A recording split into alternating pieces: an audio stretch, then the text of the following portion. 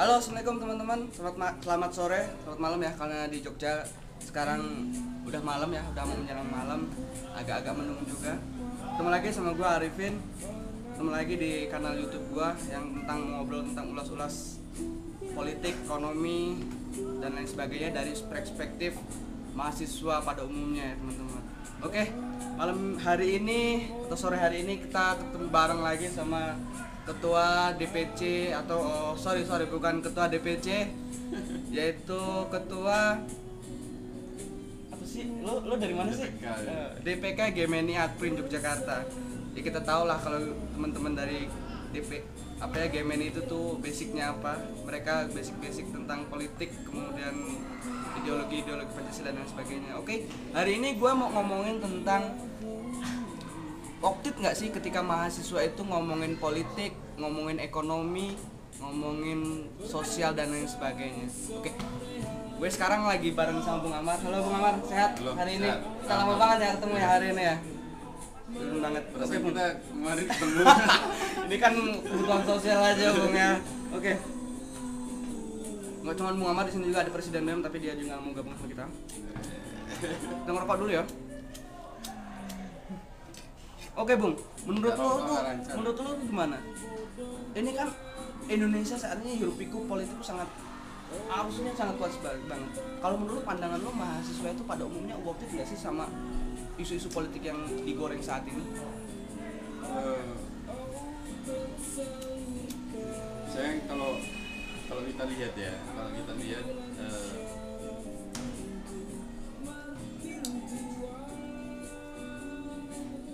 masyarakat itu kan pada umumnya tergantung apa yang elit sajikan. Artinya ketika politik, ketika momennya kontestasi politik seperti ini, masyarakat digiring untuk konsen atau punya perhatian lebih partisipasi dan kontribusi di politik pemilu, ya maka jelas pada umumnya semuanya akan punya antusias tersendiri terhadap politik. Tapi menurut gue Bang ya, gue kemarin tuh ketemu sama teman-teman baik dari teknik lingkungan, teknik mesin, teknik kimia, geologi dan lain sebagainya. Mereka gue tanya, menurut lo pemilu tahun ini atau politik tahun ini tuh menurut lo gimana? Ada efek sampingnya nggak sih buat lo? Dan kebanyakan dari mereka bilang mereka tuh hanya sekedar tahu aja. Gue bilangin, lo tau nggak sih isu yang sekarang lagi dibangun pemerintah itu apa, dibangun dari oposisi itu apa? Mereka nggak tahu dan mereka pastinya nggak ngerti tentang apa yang terjadi saat ini, Bung. Jadi menurut perspektif dari ketua DPK Gemeni Akprin itu seperti apa? Makanya itu mahasiswa entah dari zaman dulu sampai sekarang selalu punya posisi yang di luar kebiasaan masyarakat pada umumnya. Artinya dia punya secara akademis dia punya kapasitas yang berbeda pada masyarakat awam, secara intelektual seperti itu juga, dan dia juga punya peluang untuk menjadi aktivis yang lebih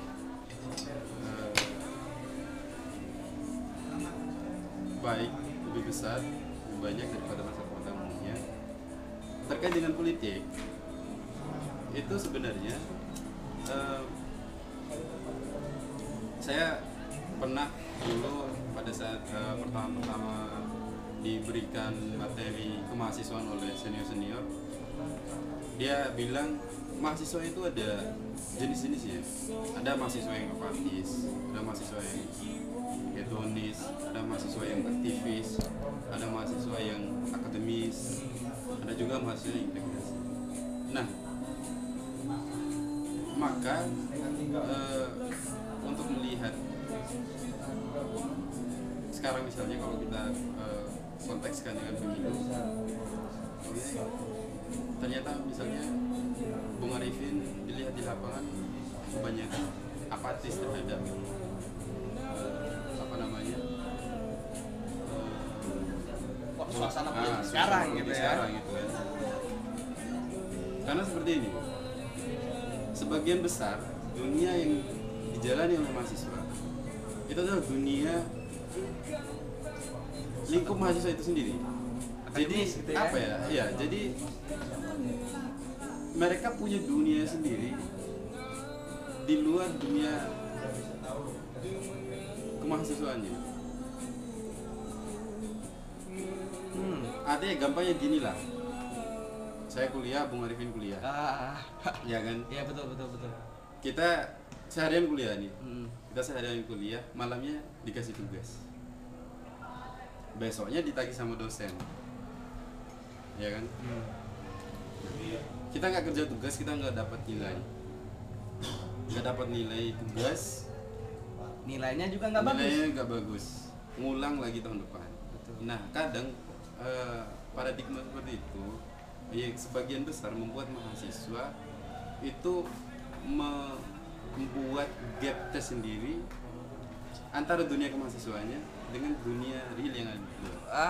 Benar. Sehingga jangankan masalah politik yang katakanlah bisa kita katakan krusial seperti ini, seperti pemilihan umum presiden. Ya, permasalahan sepele misalnya kayak masalah kampus, masalah masa internal kampus pun kadang-kadang mahasiswa nggak aware ya terhadap hal semacam ini. Seberapa jauh mereka bisa membangun komunikasi dengan masyarakat sekitar, bersosialisasi, itu juga kadang hilang. Jadi kalau menurut Bung Ammar ini sendiri, mahasiswa sekarang merasa terkungkung atau gimana?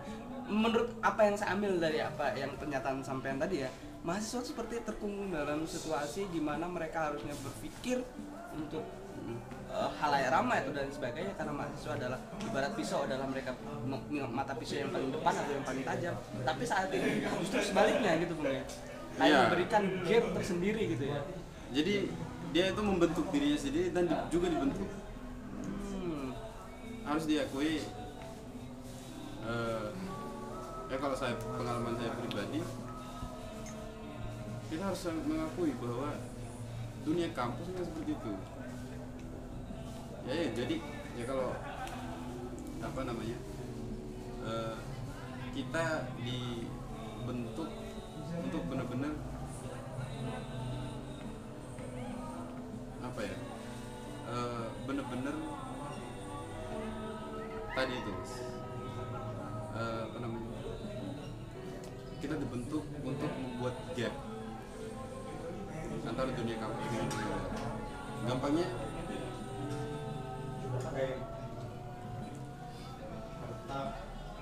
ada paradigma di misalnya kalangan mahasiswa organisasi, mahasiswa aktivis,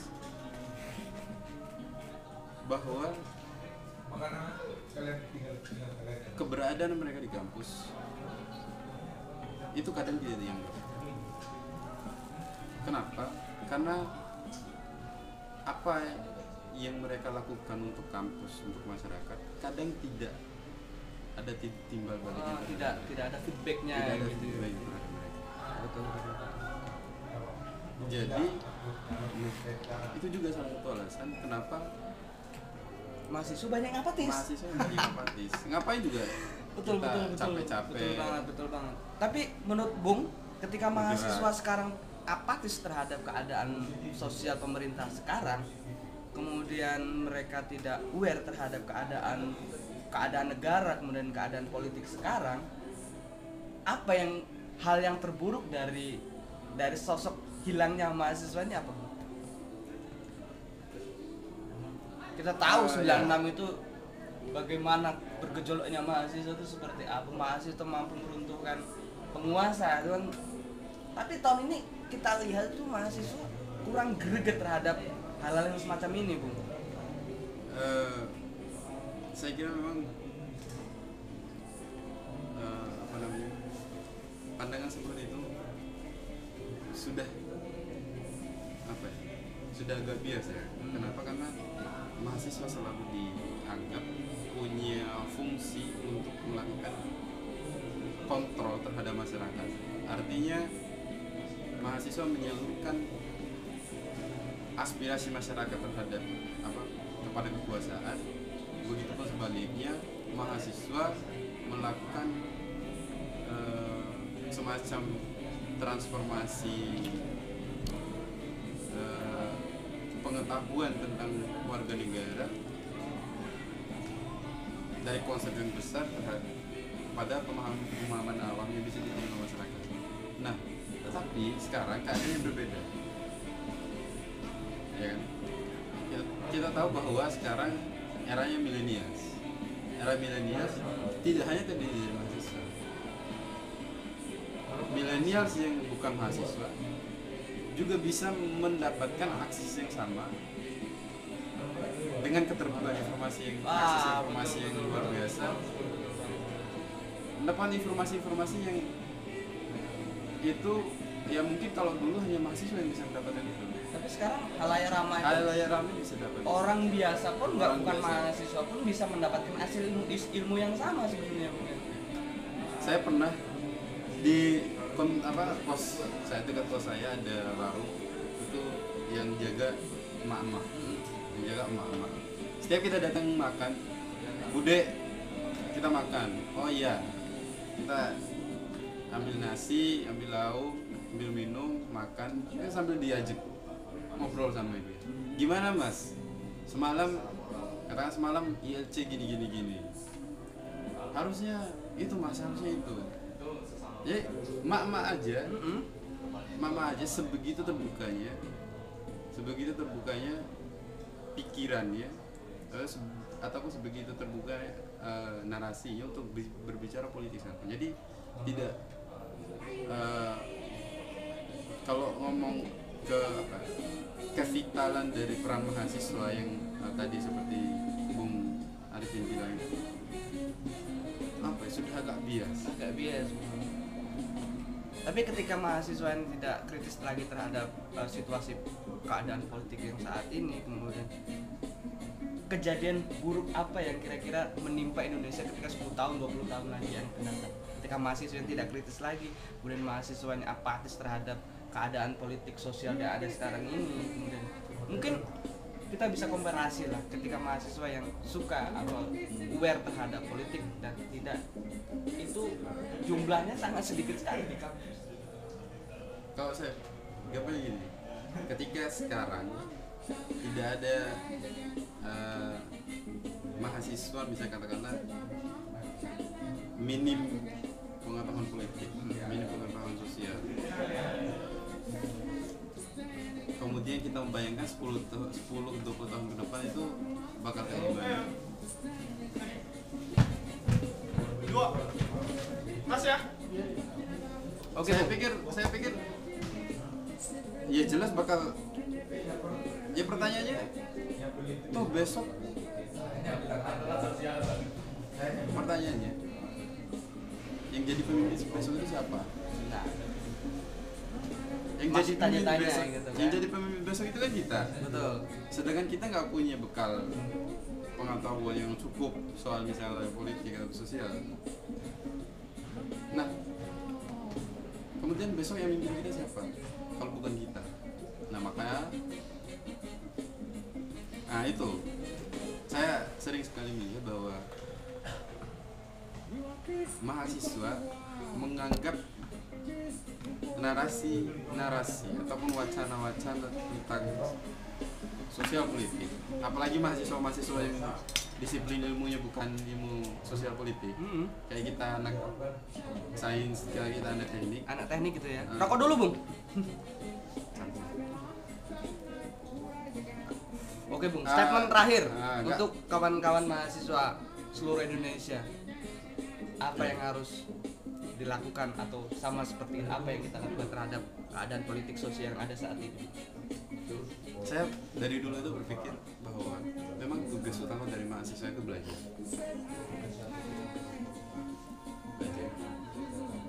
Maka belajarlah apapun itu. Tidak ada salahnya belajar politik. tidak ada salahnya belajar ilmu sosial, tidak ada salahnya belajar ekonomi, walaupun Anda anak teknik. Begitupun sebaliknya, tidak ada salahnya Anda belajar bagaimana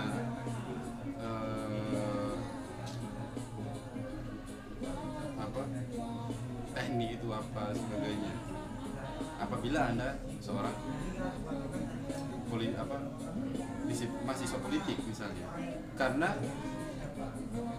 biasa aja nanti ketika Anda menjadi politisi, Anda harus punya bekal yang cukup terhadap pengetahuan tentang keteknikan, tentang sains, tentang apa.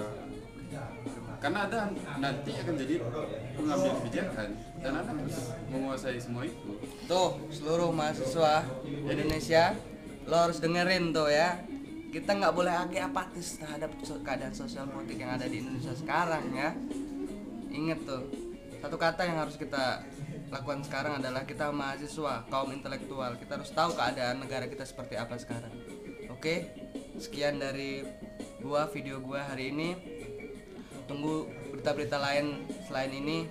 Jangan lupa tonton, like dan komen, subscribe di akun YouTube gua. Terima kasih Bung Amar. Oke. Selamat malam. Merdeka. Merdeka. Oke, terima kasih.